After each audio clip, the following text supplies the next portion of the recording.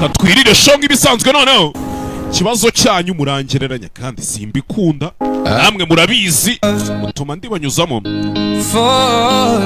ati niboneye urukundo runkwiriye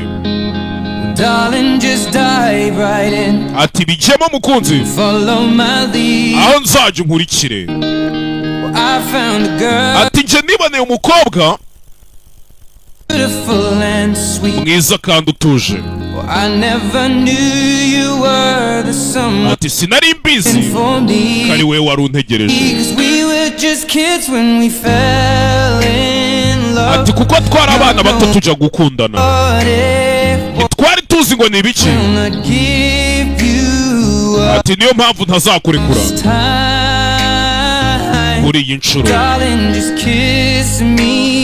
ati nsoma gake gake kuko umutima wawe nicyo mfite hanyuma mu maso yawe niho indoro yangiriye ntiwigoya bahise ngo iki One Piece season ya 2 mumaze iminsi munteza abakatsi n'abakaritasi ko ntajya njya mu bakiga mu bantezereza iki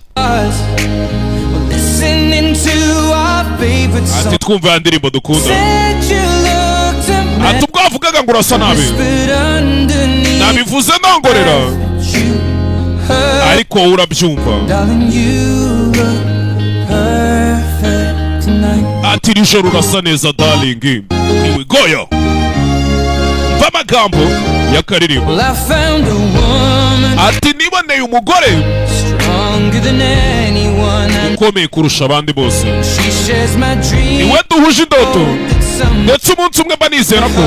nje nawe tuzasangira inzu tubamo tuzabana ati niboneye umukunzi wo kuntwaza ibirenze amabanga yanjye akantwaza urukundo ndetse nje nawe tukazabyarana abana bacu twese nje nawe tujya gukundana twari tukiri abana duhanganye na byinshi ati ndetse ndabizi ko kuri inshuro biraza kumera neza ati darling mfata mu kiganza nkubera umukobwa nkubera umugabo ati kuko iyo nkurebye mu maso niho mbona hazaza hanjye ntiwigoya One Piece season ya 2 episode ya mbere turya show ati ngufashe mu maboko yanjye tugenda n'ibirenge tutambaye inkweto turi kwiyumvira ka karirimbo dukunda ati ubwo nakubonaga muri ako gakanzu wasaga neza sheri wanjye mbona ntagukwiriye darling ati iri joro urasa neza ntiwigoya